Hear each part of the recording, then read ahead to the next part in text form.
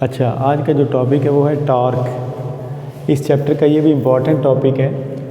Torque जो है ये डेफिनेशन अगर हम इसकी करें तो ये है टर्निंग इफ़ेक्ट ऑफ फोर्स।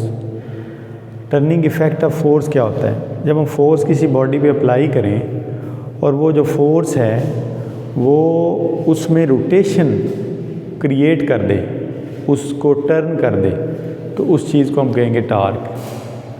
मिसाल के तौर पर मैंने इस मार्कर पे फोर्स लगाई हुई है और फोर्स लगा के मैं इसको ऐसे नीचे की तरफ घुमा रहा हूँ, ये टॉर्क होगा।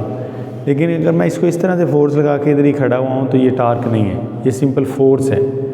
ऐसी फोर्स जो बॉडी में टर्न प्रोड्यूस करे, टर्न, ठीक है, रोटेशन प्रोड्यूस करे, वो क्या कहलाएगी? टॉर्क कहलाएगी, ठीक है। लेकिन हर फोर्स ये काम नहीं कर सकती, इसकी कुछ कंडीशन भी होती हैं, वो हम स्टडी करते हैं अभी तो इस टॉपिक में। मैथमेटिकली इसको कैसे लिखते हैं टॉर्क को? मैथमेटिकली इसको हम लिखेंगे, टा से रिप्रेजेंट करेंगे। यूनानी ज़बान का लफ्ज़ है ग्रीक वर्ड टा, और ये बराबर होगा एल एफ के। एल क्या है यहाँ पे? एल होता है मूवमेंट आर्म, एफ फोर्स है। एफ जो है वो यहाँ पे फोर्स है। फोर्स का तो आपको पता है, मूवमेंट आर्म का नहीं आपको पता होगा। मूवमेंट आर्म किसे कहते हैं? मूवमेंट आर्म कहते हैं, हमारे पास फ़र्ज़ करें कि यहाँ पे ना एक स्क्रू है, काबला नहीं होता जिमें, वो है, और इसको मैंने रेंच से खोलना है, रेंच पाग खोलना है। अब क्या होगा कि जो हम फोर्स लगाएंगे वो या तो इस तरह से लगाएंगे, ऊपर से नीचे लगेगी या नीचे से ऊपर लगेगी, ठीक है। मूवमेंट आर्म, फ़र्ज़ करें फोर्स नीचे लग रही है, ये फोर्स है।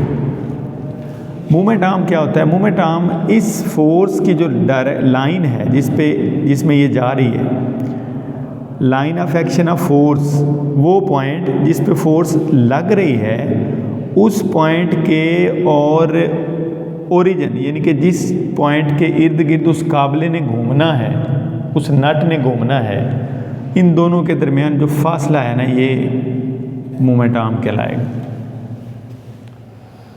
मूवमेंट आर्म वो डिस्टेंस होगा जो line of action of force, जिस पॉइंट पे फोर्स लग रही है उसके दरमियान और ओरिजिन के दरमियान। ओरिजिन का मतलब है, या इसको पिविट पॉइंट कहते हैं, जिसके इर्द गिर्द बॉडी ने घूमना है, pivot point,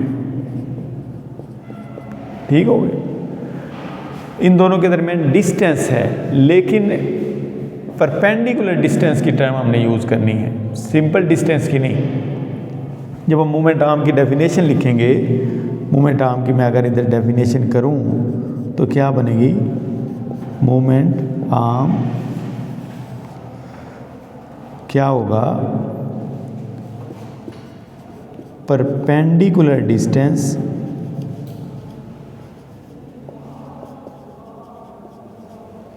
between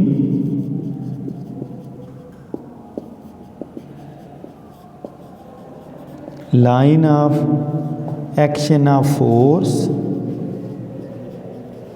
and pivot point। Perpendicular की टर्म क्यों यूज़ किया? देखें, अगर मैं फोर्स इस रेंच से इधर इस तरफ लगाऊं तो क्या ये नट जो है ये ओपन होगा? नहीं होगा।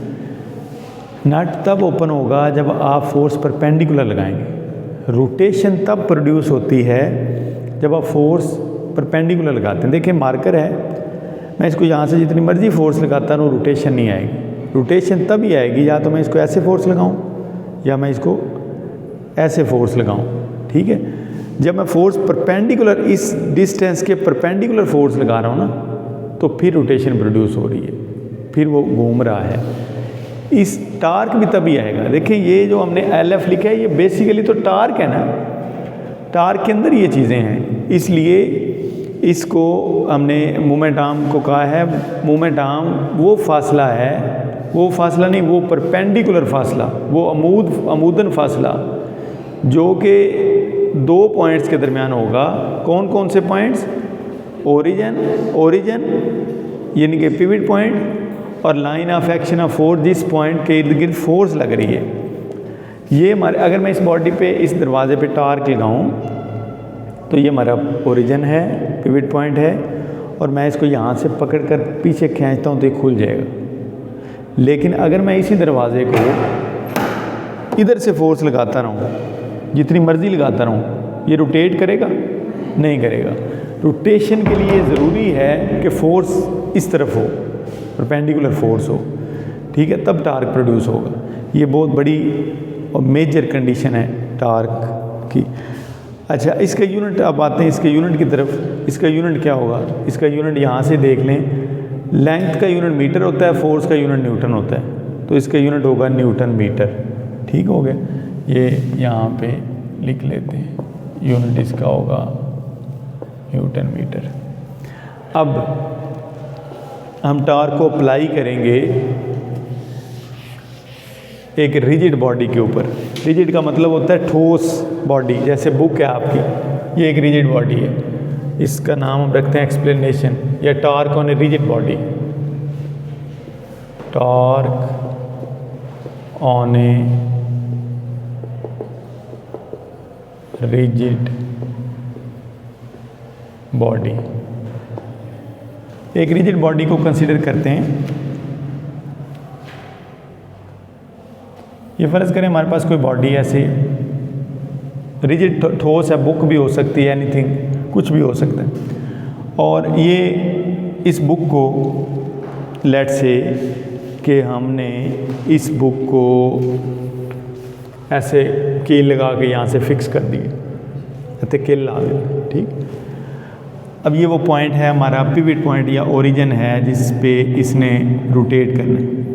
फोर्स, मैं इस बुक को यहाँ से कील लगाता हूँ, इधर फिक्स कर देता हूँ, और मैं यहाँ से फोर्स लगाता हूँ और फोर्स लगा के इसको ऐसे रोटेट करता हूँ। तो जो फोर्स लग रही है बॉडी के ऊपर वो इस पॉइंट पे लग रही है, यहाँ पे। और फोर्स जो है ना वो बिल्कुल परपेंडिकुलर इस तरह से मैं नहीं लगा रहा, मैं फोर्स थोड़ी सी टेढ़ी लगा रहा हूँ, ऐसे ऐसे। ये फोर्स, ये वो डिस्टेंस है जो हमने अभी भी कहा है मोमेंट आर्म है। अब देखिए फोर्स परपेंडिकुलर नहीं है आर के, तो टार्क कैसे प्रोड्यूस होगा? टार्क प्रोड्यूस करने के लिए फोर्स परपेंडिकुलर नहीं है ना, परपेंडिकुलर तो ऐसी होनी चाहिए, तो टार्क कैसे प्रोड्यूस होगा? टार्क नहीं प्रोड्यूस इस तरह से होगा। लेकिन बॉडी रोटेट अगर करती है तो कैसे करेगी? वो इस तरह से करेगी, हम इस फोर्स के 2 कंपोनेंट्स बनाएंगे इस तरह से। ये 2 कंपोनेंट्स हमने बनाए हैं, ये एंगल थीटा है, ये एफ का नीचे वाला जो है ये एफ कॉस थीटा है, और जो ऊपर वाला है ये एफ साइन थीटा है। अब मुझे बताएं कि फोर्स का कौन सा कंपोनेंट आर के परपेंडिकुलर है? ये आर वाली लाइन है ना, ये आर है, ये आर है, ये आर है। कौन सा कंपोनेंट फोर्स का परपेंडिकुलर है आर के? Sine theta. इसका मतलब ये हुआ कि अगर मैं इस बॉडी का टार्क निकालूं तो टार्क मेरे पास क्या आएगा? टार्क होता है tau is equal to moment arm into force, ठीक है। अब मुझे बताएं मोमेंट आर्म तो था आर, यहाँ पे आर है simple. Force F cos theta जो है ये आर के साथ पैरेलल है। ये फोर्स इस तरह से ही है, जैसे मैंने इसको रोटेट करवाना है इस तरह से, तो मैं इस पर ऐसे फोर्स लगाता रहूँ तो कुछ भी नहीं होगा। तो जो एफ कास थीटा है ये इसकी डायरेक्शन और आर की डायरेक्शन, मोमेंट आर्म की डायरेक्शन सेम है। ये भी पिवट पॉइंट से पास हो रहा है आर, और वो भी पिवट पॉइंट से पास हो रही है। अगर हम इसको एक्सटेंड करके पीछे लेकर आएँ तो वो भी ओरिजिन से गुजरेगी ना, और अगर आर को मैं पीछे लेकर आऊँ तो आर भी ओरिजिन से गुजरेगा। वो फोर्स जो पिवट पॉइंट से या ओरिजिन से पास होती है वो कभी भी टार्क प्रोड्यूस नहीं करवा सकती। अगर मैं उस दरवाज़े को सामने से ऐसे फोर्स लगाता रहूँगा तो वो कभी नहीं खुलेगा।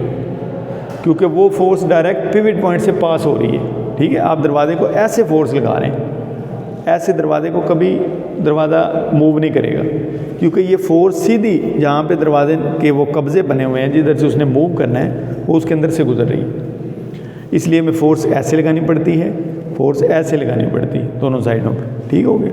तो ये हमारे पास इसलिए एफ cos थीटा इसमें कोई रोल प्ले नहीं कर रहा है, क्योंकि फोर्स पिवट पॉइंट से पास हो रही है। तो ये हमारे पास टार का फार्मूला बन जाएगा, ये बन जाएगा आर एफ साइन थीटा। अच्छा, एक और तरीका अप्लाई करते हैं, तो यही फार्मूला हम बनाते हैं इसी डायग्राम में। अगर मैं फोर्स की बजाय मैं आर के कंपोनेंट ड्रा करूं तो फिर क्या होगा। आर के कंपोनेंट ब्लैक कलर से इसके ड्रा करते हैं। आर वेक्टर के अगर मैं कंपोनेंट ड्रा करूं तो उसके भी दो कंपोनेंट होंगे, एक कंपोनेंट उसका ये होगा और एक उसका कंपोनेंट ये होगा, ये। अब फ़र्ज़ करें फोर्स के कंपोनेंट नहीं है, ये चीज़ नहीं है, मिटाता नहीं हूँ, आपने नोट करनी है अभी इसको। ये अगर हमारे पास आर है, ये हमारे पास आर, ये थीटा है, तो ये हमारे पास बन जाएगा आर। इसके सामने वाला कंपोनेंट जो है इसको थीटा, सॉरी ये वाला लेना, ये थीटा लिया तो ये वाला थीटा लेना है, ये वाला नहीं लेना। थीटा देखें मैंने ये वाला क्यों नहीं लिया, हमने थीटा लेना है आर और एफ के दरमियान। यहाँ पे तो कोई चीज़ नहीं है ना, आर और एफ के दरमियान एंगल लेना है ना। ठीक है, तो ये हमारे पास थीटा है, तो ये आ जाएगा आर साइन थीटा और ये आ जाएगा आर कॉस थीटा।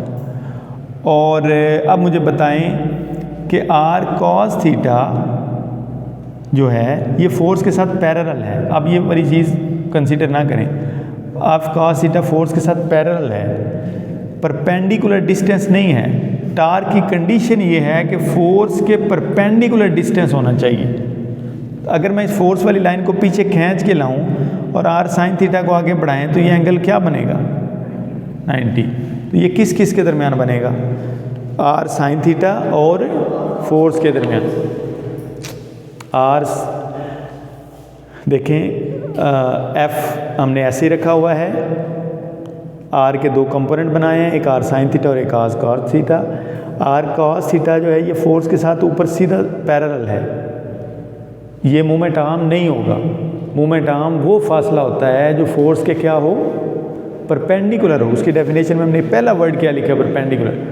तो एफ के परपेंडिकुलर आर साइन थीटा है। अगर मैं एफ वाली लाइन को पीछे खींच के लाऊं तो अगर वो जब आर साइन थीटा से टकराएगी तो देखें दोनों के दरमियान क्या एंगल बनेगा, 90 का एंगल बनेगा। इसलिए R sine theta moment arm है, ठीक है, और एफ फोर्स सिंपल इस दफ़ा आ जाएगी। तो टार्क वंस अगेन हमारे पास अब क्या आ जाएगा, ये आ जाएगा मोमेंट आर्म। मोमेंट आर्म इस दफ़ा हमने क्या लिखना है, आर साइन थीटा, और फोर्स हमारे पास सिंपल एफ है क्योंकि उसके कंपोनेंट्स हमने नहीं बनाए हुए, ठीक है। तो ये हमारे पास आ जाएगा आर, फिर उसी तरह से R F sine theta. Final जो फार्मूला बना है उस पर कोई फ़र्क नहीं पड़ा, ये देखें वो भी सेम है, ये भी सेम है। जिधर से मर्जी आप कर लें, आर के कंपोनेंट बना लें या एफ के कंपोनेंट बना लें, एक के बना लें। मैंने दोनों के बना के आपको दिखा दी, आपने एक के बना लें तो आपका काम हो सकता है, या दोनों के बना लें। इस तरह से ज़रा डिटेल से लिख लेंगे तो नंबर अच्छे मिल जाएंगे आप। तो ये हमारे पास, अब मैं इसको मैथमेटिकली लिख सकता हूँ। अगर कोई चीज़ लिखी हो इस तरह से A B sine of theta, तो हम इसको लिख सकते हैं ए क्रॉस बी, हमने पढ़ा था ना, ये लिख सकते हैं। लेकिन यहाँ पे एक प्रॉब्लम है, इसके साथ जब हम ए बी साइन थीटा लिखा होता है तो साथ एन यूनिट वेक्टर भी तो होना चाहिए। यहाँ पे तो एन यूनिट वेक्टर है नहीं, तो हम क्या करेंगे, हम एक खुद से एन यूनिट वेक्टर लगाएंगे, तब हम इसको ए क्रॉस बी की फॉर्म में लिख सकते हैं। लेकिन आपका क्वेश्चन ये होना चाहिए कि एन यूनिट वेक्टर लगा तो लिया है, ये आया कहाँ से और इसकी डायरेक्शन क्या है। ऐसे थोड़ी लगा देते हैं खुद से चीज़ें, खुद से नहीं लगा सकते, उसकी कोई ना कोई रीज़न होनी चाहिए। तो अब आर एफ ये एन थीटा क्या कहाँ से आया, देखें एन थीटा ये बता रहा है, एन कैब ये बता रहा है कि टार्क एक वेक्टर क्वांटिटी है, ठीक है जी, टार्क एक वेक्टर क्वांटिटी है और उसकी कोई ना कोई डायरेक्शन है। हमें अगर टार्क की डायरेक्शन पता चल जाए तो एन की जस्टिफिकेशन हो जाएगी। अब हमें टार्क की डायरेक्शन कौन बताएगा, हमें टार्क की डायरेक्शन बताएगा राइट हैंड रूल, जो हमने वहाँ पे भी एन की डायरेक्शन के लिए इस्तेमाल किया था। जब हम क्रॉस प्रोडक्ट पढ़ रहे थे तो हमने पहला काम यही किया था क्रॉस प्रोडक्ट में कि राइट हैंड रूल लगाया था, और हमने अपने वेक्टर ए को बी की तरफ रोटेट करवाया था और थंब हमारा जो है वो एन की डायरेक्शन बता रहा था। यहाँ पे भी हमने यही करना है कि हम देखें अपनी फिंगर को आर से, ये आर है मोमेंट आर्म, अपनी फिंगर को आर से एफ की तरफ रोटेट कर, एफ ऊपर है, एफ की तरफ रोटेट करके लेके जाएं। तो जो मेरा थंब है ये इस डायरेक्शन में है, तो इसका मतलब है टार्क की डायरेक्शन यहाँ पे ये होगी बाहर की तरफ। ठीक है, इसको हम ड्रा नहीं कर सकते इधर चूँकि बाहर की तरफ है, लेकिन हमें एन की डायरेक्शन मिल गई। तो अब मैं इस चीज़ को लिख सकता हूँ कि ये टा बराबर है आर क्रॉस एफ। टार्क की डायरेक्शन दो होती हैं, एक आउटवर्ड होती है जिसे हम पॉजिटिव डायरेक्शन कंसीडर करेंगे, जैसे वहाँ पे ए क्रॉस बी की दो डायरेक्शंस थी एन की, और अगर आप एफ से आर की तरफ आ रहे हैं तो फिर डायरेक्शन इनवर्ड होगी, नेगेटिव होगी। तो दो तरह का टॉर्क होगा, डायरेक्शन के लिहाज से दो तरह का टॉर्क होगा, एक पॉजिटिव और एक नेगेटिव। जो रोटेशन काउंटर क्लॉकवाइज होगी, अगर कोई बॉडी काउंटर क्लॉकवाइज का मतलब है घड़ी के उल्ट सिमत में, जैसे हमारा हाथ गया यहाँ पे, देखें मैंने इस तरह से मूव किया ना इसको, ये इस तरह से रोटेशन हुई है ऐसे, तो ये रोटेशन घड़ी के अपोजिट डायरेक्शन में होती है, इसे कहते हैं काउंटर क्लॉकवाइज। और इसमें थंब बाहर था, तो ये पॉजिटिव टार्क है। मैं लिख सकता हूँ यहाँ पे के counter clockwise torque is taken as positive. ठीक है, नंबर 1। नंबर 2 पे क्लॉकवाइज टार्क, अपने फिंगर्स को क्लॉकवाइज घुमाएं तो थंब अंदर की तरफ जा रहे हैं, तो क्लॉकवाइज टार्क जो है is taken as negative.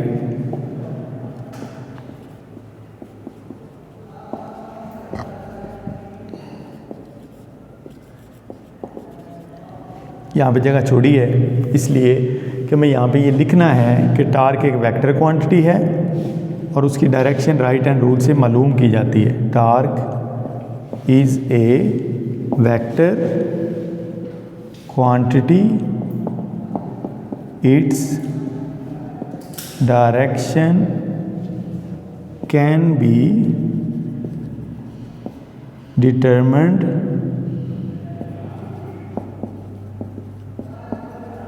by right hand rule। ठीक हो गए, यहाँ पे ये टॉपिक कंप्लीट हो गया।